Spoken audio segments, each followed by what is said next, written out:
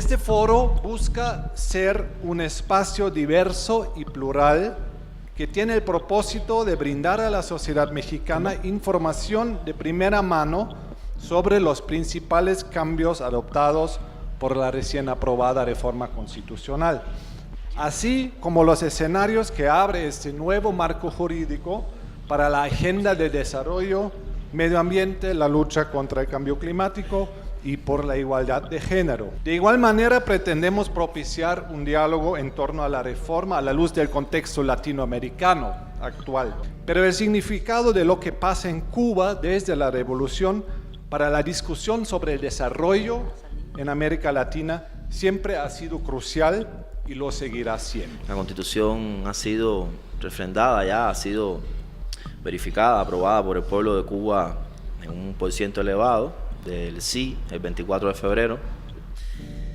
Rápidamente les puedo decir que esta es una Constitución que cambia el sistema político cubano, sobre todo su parte institucional, orgánica. No se mueve mucho la cúspide del sistema político cubano con el partido como fuerza dirigente superior de la sociedad del Estado, se mantiene así. Ahora el partido es declaradamente y expresamente único, también es declaradamente democrático, no existía esa alusión, así se dice ahora. Es fidelista, es decir, asume las fidelidades de Fidel, cosa que es lógico que no existiera antes, pero que ahora lo asumiera, era algo que también se esperaba. Y vuelve a tener como derrotero a la sociedad comunista, cosa que había desaparecido del proyecto. Una cosa también muy interesante. El Estado cubano específicamente queda muy cambiado después de esta reforma, porque ahora el máximo órgano de poder del Estado sigue siendo la Asamblea Nacional, que es todavía órgano legislativo y constituyente, que sigue realizando de manera política el control constitucional. No tenemos un órgano de control constitucional independiente en Cuba, tampoco después de la reforma. Tampoco hay Defensoría del Pueblo después de la reforma. La Asamblea Nacional es máximo órgano de poder del Estado en Cuba, pero solo se reúne en pleno 2 veces al año, por ley. En el mes de julio, en el mes de diciembre, más reuniones extraordinarias, cosa que a mí me hace inoperante el carácter soberano de la Asamblea y más todavía del máximo poder del Estado, porque es imposible ser máximo poder del Estado reunido 2 veces al año. Ahora el Consejo de Estado va a estar más atado a la Asamblea, va a seguir tomando esta postura de representar a la Asamblea entre periodo y periodo de sesiones, por lo tanto va a tener todo el poder de la Asamblea, todo lo que la Asamblea hace lo puede hacer el Consejo de Estado.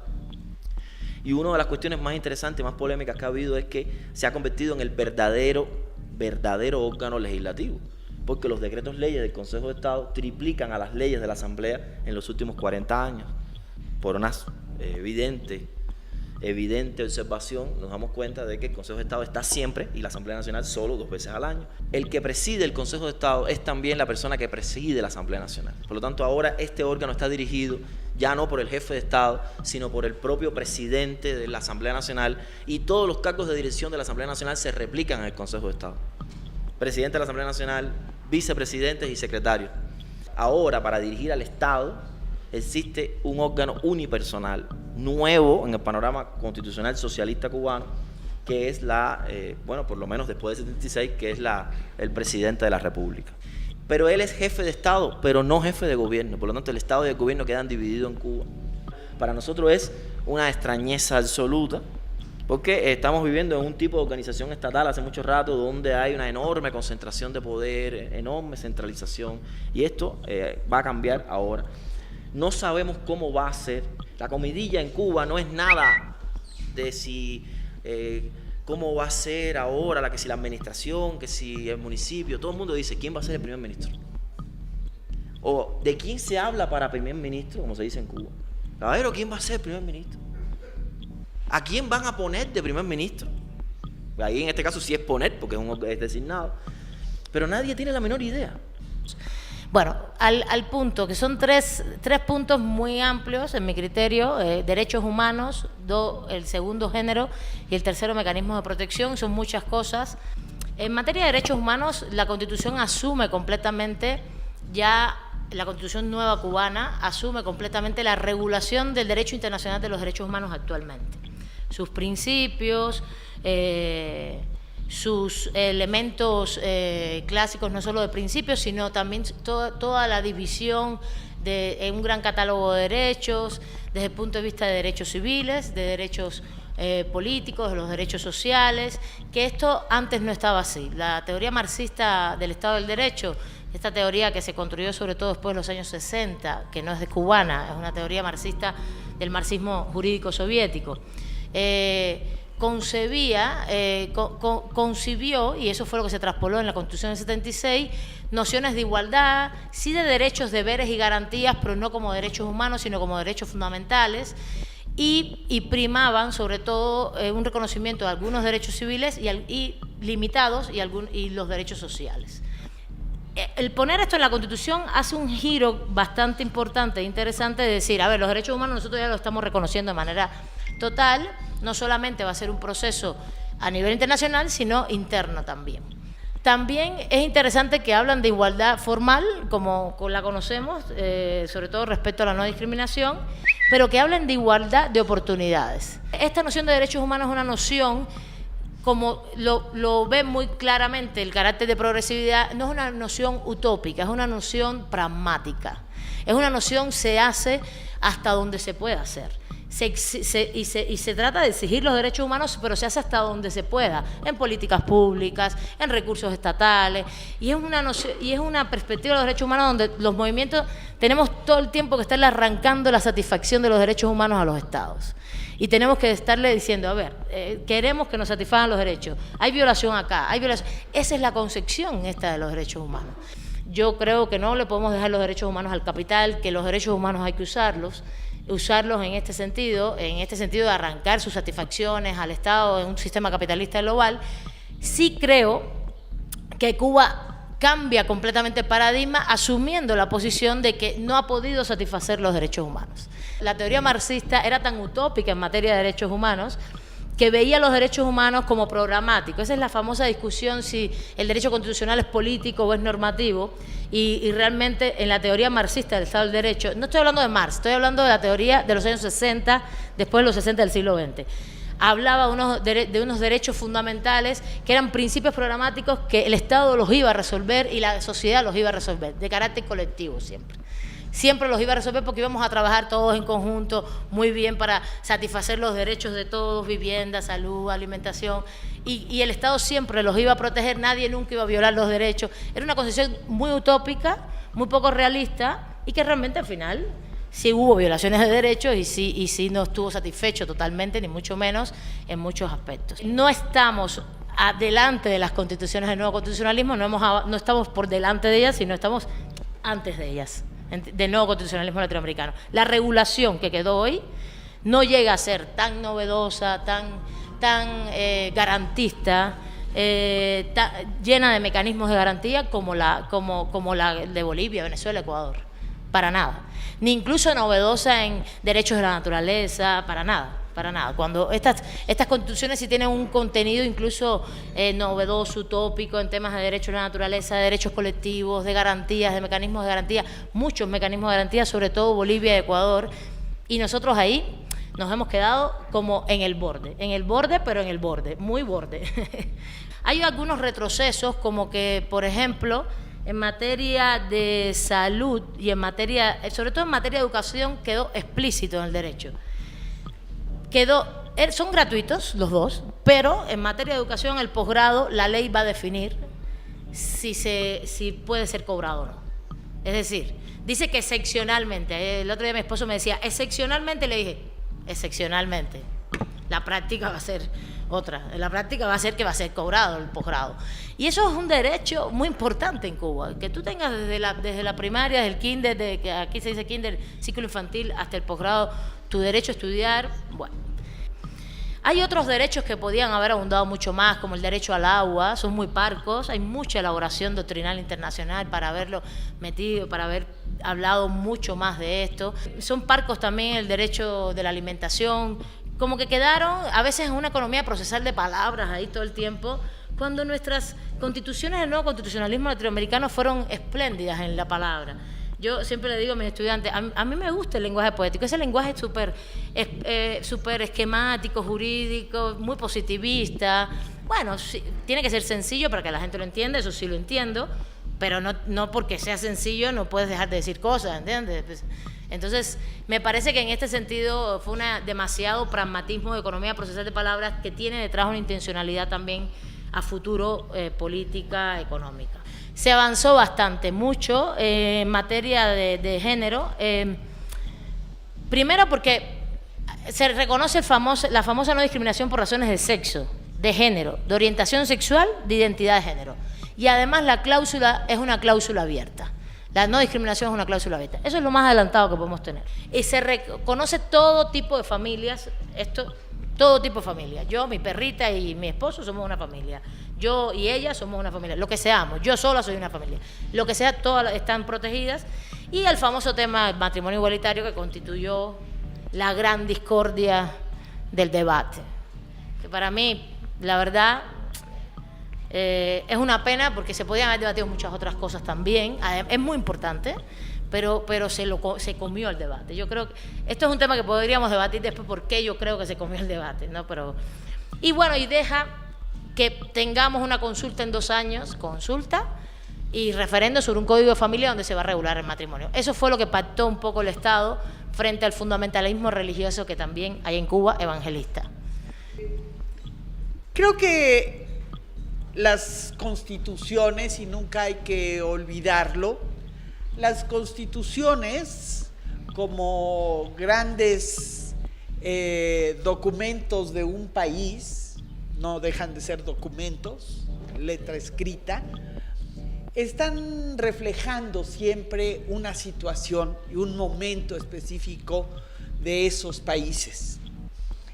Lo interesante de la Constitución cubana es que más allá de sus propias condiciones, y aquí no podemos obviar todos los cambios que durante décadas ha tenido que ir ajustando Cuba, con el gran cambio mundial que comenzaría en 89, y no solo me refiero a la caída del socialismo real, sino a todo el embate neoliberal en el mundo, con los elementos contradictorios que implicó que desde hace 21 años, por poner una fecha, pero bueno, todo el mundo podríamos coincidir con los cambios que comienzan en Venezuela, es el momento en América Latina tratando de contrarrestar ese embate neoliberal, del capitalismo neoliberal en el mundo. Estos cambios que lo expresaron muy bien mis compañeros en sus intervenciones, tienen grandes avances en un sentido y en otros son conservadores, en el sentido de dejar lo que estaba, lo que nos da seguridad política seguramente, control político, en medio de un momento muy conservador. Pero no solo, sino también el elemento, y no hay que dejarlo de lado, que implica el escenario Trump en América Latina y la agudización por lo mismo de este cerco económico, ideológico y político que implica Estados Unidos frente a la isla. Ahorita que decía Milay, bueno, hay ciertos elementos de la Constitución que se pudo haber avanzado y no se avanzó porque teníamos el elemento ya constituyente de las innovaciones constitucionales de otros países latinoamericanos, pero me preguntaba yo hasta dónde no son elementos que implican recursos económicos, recursos económicos que no tiene Cuba o que tiene que cuidar Cuba, ¿no? Es decir, el otro elemento que se les va mucho a los juristas es decir, bueno, ¿cuánto cuesta una constitución? ¿Cuánto cuesta en recursos económicos a un país? Uno de los cambios fundamentales es la transformación de la estructura productiva cubana y de los sujetos implicados en ella. Eso es un dato.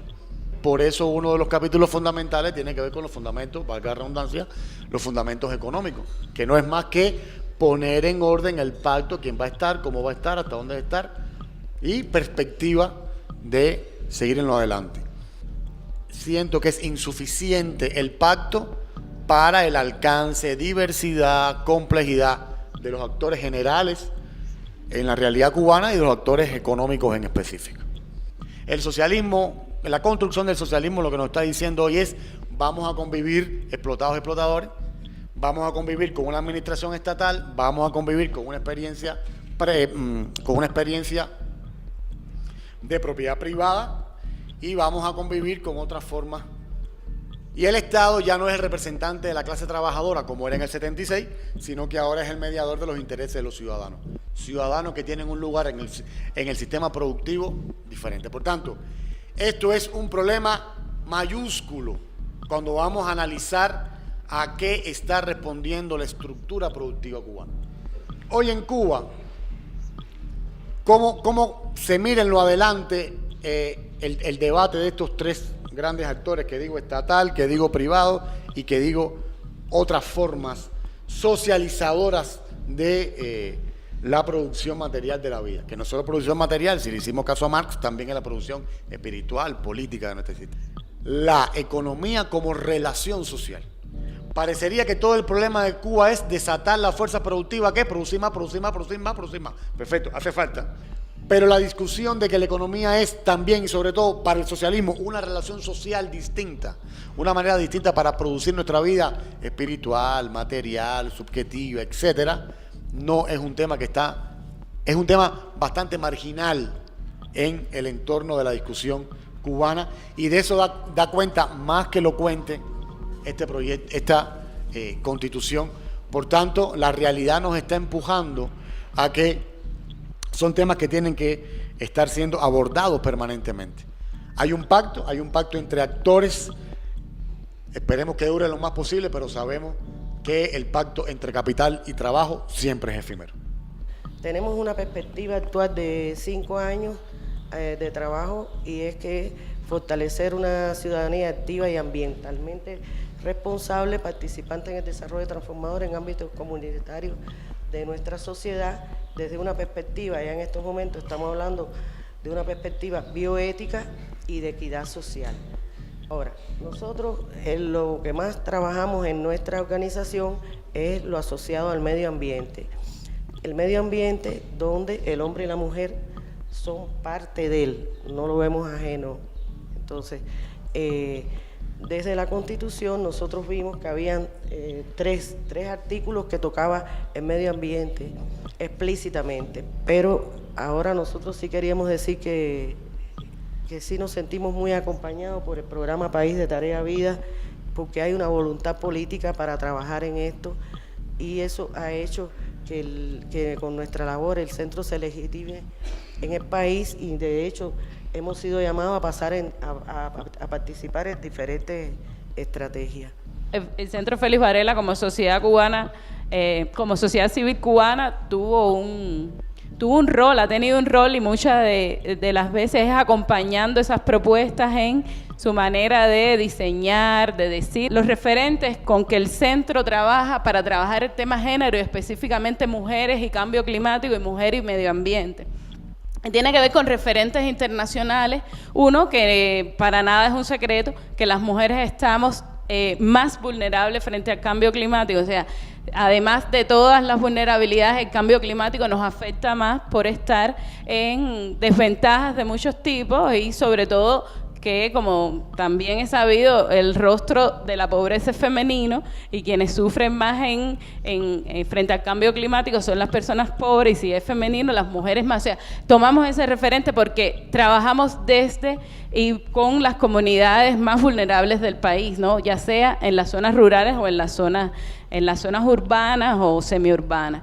Entonces es un poquito por ahí lo que estamos haciendo, que tiene muchas aristas, pero el diálogo territorial y el medio ambiente están pasando hoy por los derechos de las mujeres y el rol que ocupan dentro del país y de la producción de alimentos y de la recuperación. O sea, también es el tema en qué condiciones, y hablando de derechos, yo quería decir, ¿no?, La presentación de nosotras es práctica, pero yo creo que hay un público que puede leer entre líneas lo que decían los abogados y las personas que nos antecedieron en términos de derechos humanos, de posibilidades para hombres y mujeres, y leer entre líneas por qué estamos reforzando a las mujeres, por qué la Constitución hoy habla de violencia de género, que ya lo traía de los lineamientos, lo que se cristalizó porque hay un grupo de mujeres que estamos trabajando para visibilizar que sí hay un problema y que sí hay derechos y que sí hay oportunidades, pero cómo llegan las mujeres a la igualdad de oportunidades, en qué condiciones, también esa reflexión